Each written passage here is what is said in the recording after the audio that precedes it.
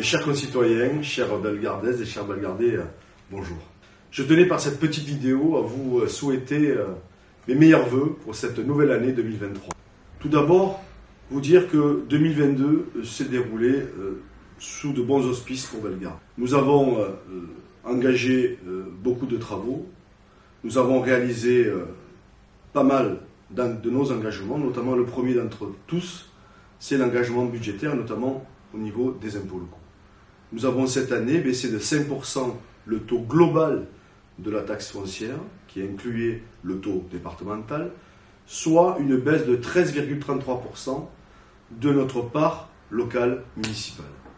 L'engagement que nous avions pris de 2020 à 2026 sur ce sujet est déjà atteint en 2022. C'est l'engagement d'une équipe municipale qui, dans tous les domaines, n'a qu'un objectif, Bellegarde, la qualité de vie de notre ville, et en essayant d'améliorer le quotidien de nous tous.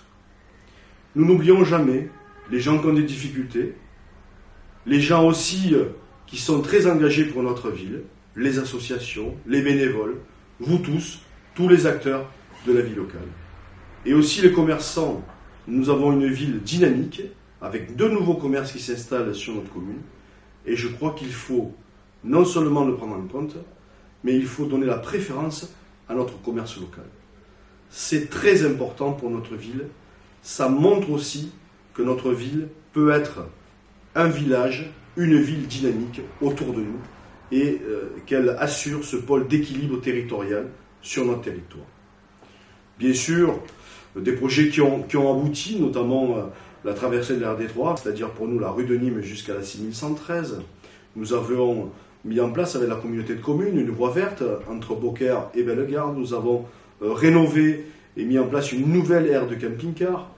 Nous avons aussi fait beaucoup de travaux dans nos bâtiments publics, notamment l'équipement numérique pour nos écoles, avec le plan numérique, plus de 50 000 € d'investissement là-dessus, sur nos écoles. Donc nous avons des écoles totalement équipées aujourd'hui en ce qu'on appelle tableau interactif, ordinateur portable, ordinateur dans toutes les classes. Donc c'est un vrai engagement de notre part. Et nous avons par exemple encore rénové le stade des Clairettes, le stade de foot, avec l'aide de la communauté de communes, qui est passée avec un stade synthétique. Et nous continuons à libérer et notamment aménager des places de stationnement dans notre ville, en intra-village, notamment sur la rue de Saint-Gilles et la rue d'Urieux, avec la démolition d'immeubles que nous avions achetés dans cet objectif, et qui va créer une vraie ouverture d'abord de lumière dans cette rue de Saint-Gilles, et en même temps offrir du stationnement pour les résidents de notre commune. Et une année 2023, bien sûr, qui va arriver, qui apporte quelques difficultés, notamment sur le coût de l'énergie. Je l'ai dit, vous allez le revoir dans le nouveau Vivre Bellegarde qui va sortir. Je vous demande vraiment de faire des efforts considérables, donc notamment ceux qui utilisent nos salles municipales, notamment les associations, vraiment. Il faudra que tout le monde prenne une part là-dessus. Mais nous allons continuer à développer notre ville. Nous avons rénové complètement en 2023 le poste de police municipal. Nous avons encore agrandir la vidéoprotection. Et nous avons un gros projet qui va démarrer en 2023, qui est la crèche municipale, un gros investissement avec des halles de marché aussi sur le plateau du Coste-Cadet, ce qu'on appelle le quartier des Ferrières. Là aussi, encore un équipement qui va être sur cette partie du village qui s'agrandit et que nous avons toujours à l'idée de créer ce lien entre la ville et ses périphéries, notamment ces quartiers qui doivent venir dans le village, mais qu'il faut qu'ils vivent et qu'ils aient une existence importante pour notre territoire. Voilà, 2023 s'engage avec nous avec beaucoup de bonheur. Je tiens à dire que nous avons passé une année 2022 dans la joie. Les 20 ans du jumelage avec Helsinki ont été fêtés. Je me suis moi-même rendu avec une délégation en Allemagne, avec rencontré mon homologue Stéphane Corel, le maire de Gersfeld.